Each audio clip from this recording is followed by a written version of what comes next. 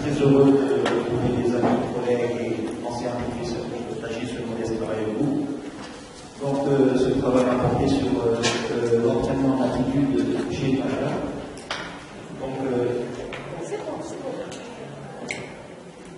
Donc, juste pour rappel, on entend par aussi une adéquation entre les demandes tissulaires en oxygène et son apport. Donc, c'est autour de 1968, lors des Jeux Olympiques, que les scientifiques se sont penchés sur cette affaire, donc l'entraînement d'attitude, donc l'entraînement impulsif avec moins d'oxygène, puisqu'ils se sont rendus compte que lors des sports d'endurance, notamment les performances d'endurance, n'étaient pas à la hauteur de la compétition, donc des Jeux Olympiques. Et donc, c'est après cette grande manifestation mondiale que s'est développé un peu les centres d'entraînement d'attitude, notamment celui de France, Fort-Roubaix, donc il en existe plusieurs.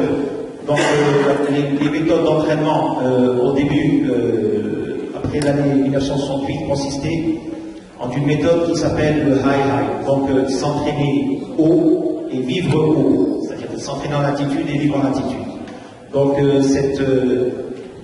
cette manière de faire portait ses fruits jusqu'en 1991, puisque le fait de s'entraîner haut provoquait des modifications physiologiques au niveau de l'organisme pour justement contrer un peu ce déficit dans l'oxygène et donc apporter des modifications pour que l'organisme puisse en profiter un peu plus. Bon, les adaptations que nous connaissons, les adaptations là, que nous connaissons quand l'organisme arrive en altitude, c'est premièrement, elle s'opère au bout de quelques jours.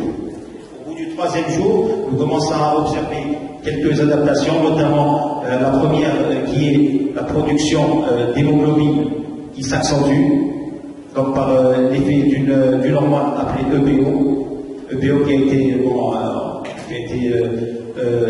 on a connu un peu à travers Lance Armstrong en 2009 puisqu'il a été prouvé. Mais le PO, il faut savoir, c'est une molécule, c'est une hormone qui est sécrétée par les reins et qui agit directement sur la moelle osseuse pour la production d'hémoglobine, puisqu'on sait que l'hémoglobine, c'est le transporteur officiel de l'oxygène. Et donc l'oxygène, on sait que c'est le carburant pour l'exercice physique.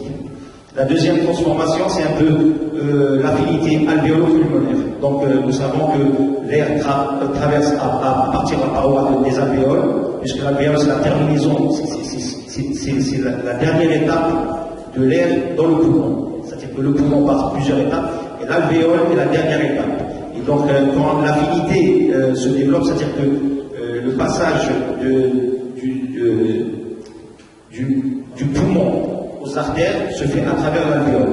Et donc, quand on a une augmentation de l'affinité, ça veut dire que les parois des alvéoles s'ouvrent un peu plus pour laisser passer un peu plus d'oxygène. Ça, c'est une deuxième adaptation. La troisième adaptation, c'est la capillarisation. Vous savez qu'il y a un certain nombre de capillaires qui entourent l'alvéole et un certain nombre de capillaires aussi qui entourent le muscle moteur. Donc, ce nombre de capillaires va augmenter pour pouvoir laisser passer un peu plus d'oxygène, pour pouvoir contrer un peu ce manque d'oxygène qu'on trouve en altitude. Donc, d'après plusieurs études, il a été prouvé que l'altitude idéale pour s'entraîner et pour que les performances soient développées, c'est une altitude comprise entre 1500 et 2000 mètres. Au-dessus de 2000 mètres, beaucoup de maladies qu'on appelle les MAM, les maladies aiguës de montagne, sont provoquées à partir de 2000, 2000 voire 2500 mètres d'altitude. Donc il n'est pas convenable de s'entraîner à cette altitude. Donc la meilleure altitude se situe entre 1500 et 2000 mètres d'altitude. C'est une altitude qui a des effets positifs sur la performance. Les effets recherchés dans l'hypoxie. D'abord sur le transport d'oxygène. Il y a une augmentation d'éjection systolique, c'est-à-dire que le cœur bat beaucoup plus fort, que ce soit en quantité ou en qualité. C'est-à-dire qu'en quantité, il bat beaucoup plus vite, et en qualité, il bat beaucoup plus fort. Donc beaucoup plus de sang est injecté au corps. La deuxième sur la diffusion de l'oxygène dans les mitochondries. Donc, comme je vous ai dit, augmentation de la vascularisation musculaire et ainsi qu'au niveau des alvéoles. Sur l'affinité alvéolo-pulmonaire, sur l'augmentation du pouvoir tampon sanguin, on sait que sur le pouvoir tampon sanguin qui fait diminuer un peu l'acidité au niveau du corps, notamment au niveau du sang.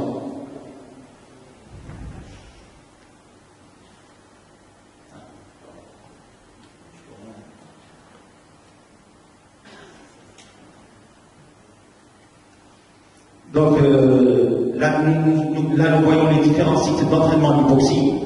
Donc en Amérique du Nord, nous avons la plus grande partie se trouvant aux États-Unis, donc Colorado, avec les différentes altitudes.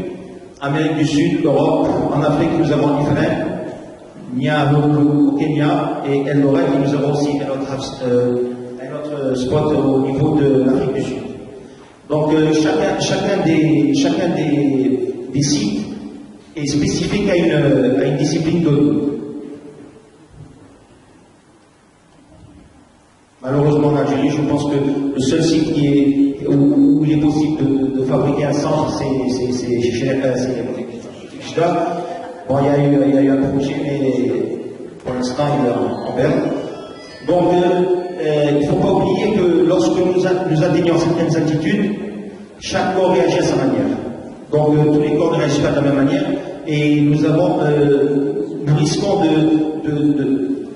risquons par exemple à nos athlètes de faire subir des maladies qu'on appelle des maladies des montagnes, qui se traduisent par des céphalées, des nausées, des vomissements, des insomnies, fatigue générale, des vertiges, des dyspnées et manque d'appétit. Et en cas grave, vous avez aussi des œdèmes qui peuvent être pulmonaires, cérébraux et même arriver jusqu'à un AVC. Donc dès que vous voyez qu'un athlète présente ces symptômes, et c'est-à-dire s'il disparaît sous bouche de 3-4 jours, il n'y a pas de problème. Mais s'il dure au-delà d'une semaine, il est préférable de faire redescendre l'athlète à un niveau plus bas, ou alors lui arriver carrément le stage. Alors les pathologies induites par l'altitude, les facteurs favorisants d'abord. Si vous avez la tête, vous voyez qu'il subit des maladies aiguës des montagnes. Les facteurs qui sont favorisants, c'est la rapide ascension, parce qu'il faut savoir que quand on va en altitude, il faut monter par étapes, et non pas directement passer de la plaine à 2500 mètres d'altitude. L'activité physique et sportive trop intense au début, puisque nous allons voir plus tard que l'entraînement en altitude se fait par palier, et non pas directement, on ne passe pas d'une altitude à une autre, en préservant les mêmes intensités de nage, ainsi que le froid.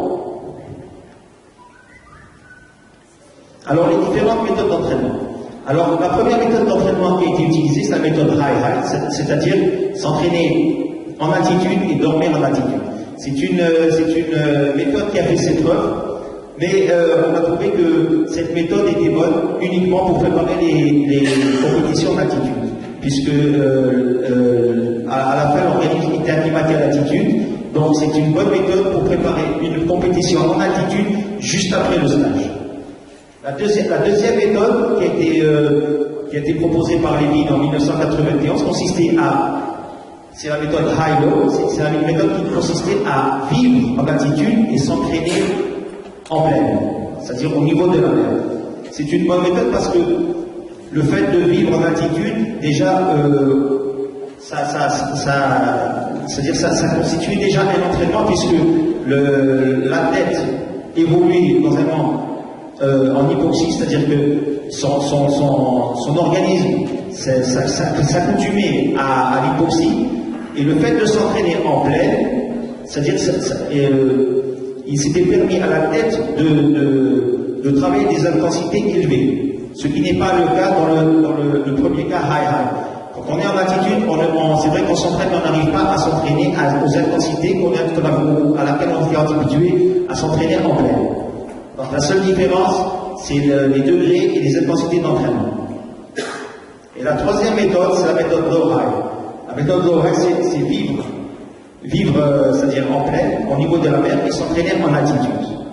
Pour ça, ça demande beaucoup de moyens, puisque le transport tous les jours, c'est un peu fatigant. La deuxième méthode qu'ils ont trouvée, c'est les chambres normales.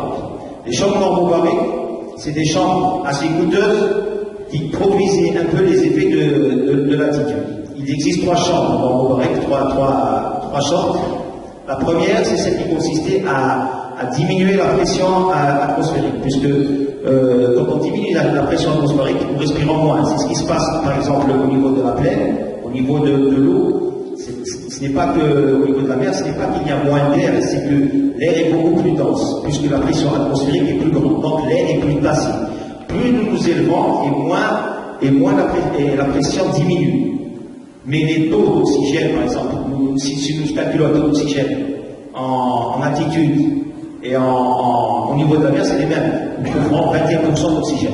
Seulement, l'air est moins dense en altitude qu'en plaine.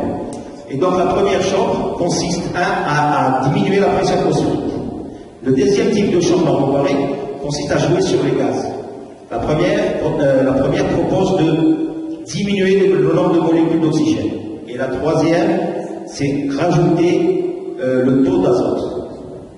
D'accord? Mais seulement dans les cas des deux chambres normobariques dernières, il faut être très attentif parce que il faut mesurer beaucoup de paramètres chez l'athlète et il risque de faire soit des malaises, soit des MAM, ce qu'on appelle des maladies aiguës des montagnes. Pour la durée des stages, il a été prouvé que un stage idéal en altitude se situe entre 15 et 30 jours. Pour ce qui est l'idéal, c'est à partir de 21 jours. C'est parce que à partir de 21 jours, nous avons, par exemple, nous avons des stades d'adaptation. Donc, dès que nous arrivons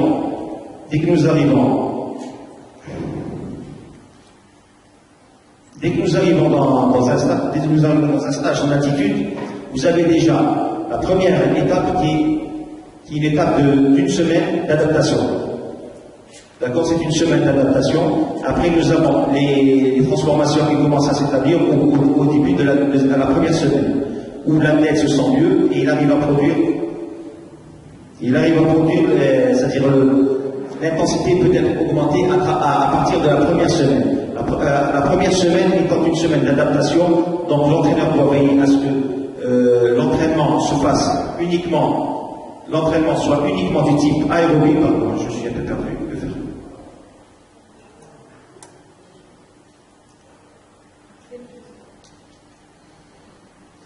Avant tout, nous allons parler de que faire avant un stage. Donc, un stage en altitude, avant tout, se prépare. Il ne s'agit pas d'aller dans un stage en altitude sans préparation. Alors, avant d'aller dans un stage, il faut éviter la fatigue ou une maladie, notamment dans la sphère ORL, parce que les complications vont être beaucoup plus grandes en altitude. Avant tout, il faut s'assurer que la tête soit en bonne santé. La deuxième des choses, il faut faire un test d'analyse de la variabilité de la fréquence cardiaque. Donc, il faut faire des tests d'effort pour voir la réponse cardiaque à l'effort. La troisième, éviter un stage en altitude suite à une semaine de charge. Il est important de travailler, de faire une semaine très légère en aérobie avant de monter en altitude. La troisième, via la qualité de l'alimentation, privilégier les glucides, grands aliments et riches en fer. D'accord? Surtout riches en fer parce que nous savons que la ferritine, c'est elle qui transporte c'est elle qui fixe l'oxygène sur l'hémoglobine. C'est elle qui est la constituante de l'hémoglobine puisque nous avons nous devons avoir 4 molécules de fer pour un atome d'hémoglobine. 4 atomes de fer. Alors, que faire pendant un stage? En première période, allégé. C'est la première semaine, il faut que l'entraînement soit allégé et à dominante aérobie. Augmentation progressive de la charge au 4e jour jusqu'à la fin de la phase d'acclimatation. La phase d'acclimatation dure de 8 à 9 jours. Orientation de la musculation pour le travail à sec, uniquement PPG. En deuxième période, c'est-à-dire à partir de la fin de la première semaine, le niveau des fréquences cardiaques au repos entraînement ont baissé. Les taux de lactate reviennent à la normale. Les taux de lactate qui sont mesurés après les formations. Reprise des formes d'entraînement habituelles, séances lactiques avec repos accru. On doit reprendre les mêmes séances en pleine. Au niveau de la mer, seulement nous devons veiller à augmenter les taux de repos, les périodes de repos. Les 2 derniers jours du stage seront consacrés à un retour au calme pour justement anticiper un peu le retour au niveau de la mer. L'alimentation pendant le stage. Boire plus que d'ordinaire et éviter la déshydratation. On doit boire 1 litre d'eau en plus que par rapport à ce qu'on buvait en mer, en niveau de la mer. Augmenter la part des glucides, apport de fer, comme je vous l'ai dit, pour l'hémoglobine, ainsi que des vitamines, des fibres, ces minéraux essentiels. On doit veiller à ce que l'alimentation soit saine et assez riche et variée. Protocole à suivre. Alors le protocole à suivre à la descente, c'est-à-dire que lorsque nous revenons d'un stage en altitude, de J1 à J3, c'est à peu près le même protocole qu'on a fait à l'avant. C'est-à-dire que l'état de forme peut être favorable à la performance, mais seulement on doit veiller à ce que le retour au calme soit progressif. C'est-à-dire qu'on doit commencer par des niveaux bas et commencer à s'entraîner au bout de 3e, 4e jour. Éviter toute compétition et alléger l'entraînement. Période non favorable de J4 à J9. Il faut savoir que les périodes favorables après un stage en altitude sont du jour 1 à 4, c'est-à-dire les 4 premiers jours du retour. Quand on a une compétition, par exemple, on peut programmer une compétition juste après le stage en altitude. Mais seulement la compétition ne doit pas durer. C'est-à-dire si c'est une épreuve, c'est permis de le faire. Si c'est 3, 4, 5 épreuves, c'est déconseillé de le faire juste après la robe parce que ça va induire une fatigue qui va avoir un effet sur l'effet reporté dans 15 jours. Parce que vous allez voir que dans 15 jours, il y a un effet positif. Alors de J4 à J9, évitez toute compétition. Parce que c'est une étape creuse où il faut éviter de faire toute compétition parce que l'organisme n'est pas à son maximum de son potentiel. À partir du 15e jour, vous allez voir que le système organique fonctionnel végétatif et hormonal revient peu à peu à la normale et prendra fin au bout de 3 semaines environ. Donc à partir de la 2e semaine du retour, il est conseillé de programmer la compétition, c'est-à-dire l'objectif principal de votre stage, à partir du 15e jour. C'est-à-dire cet état de forme optimal va durer pendant 3 voire 4 semaines. Donc il est souhaitable de programmer vos compétitions à partir du 15e jour du retour. C'est compris? Alors, en conclusion, l'entraînement en altitude est une des méthodes d'entraînement employées actuellement pour accroître le potentiel des sportifs, notamment celui des sports d'endurance. Il convient de respecter surtout plus ou moins le protocole d'organisation. C'est-à-dire qu'on ne doit pas... C'est-à-dire un stage en altitude, il est soit bénéfique, soit néfaste. Il ne peut pas être anodin. D'accord? Soit il est bon, soit il n'est pas bon. Et le conseil que je vous donne pour les jeunes athlètes, c'est d'éviter un peu l'entraînement en altitude parce que avant d'aborder l'entraînement en altitude, on doit un peu user de toutes les possibilités d'amélioration de l'endurance chez les jeunes parce que c'est une méthode, l'entraînement en altitude est une méthode très traumatisante. Et donc, pour les jeunes avant 16-17 ans, il est préférable d'utiliser plutôt les formes conventionnelles de développement de l'endurance avant de s'attaquer à l'endurance. Voilà, je vous remercie de votre attention.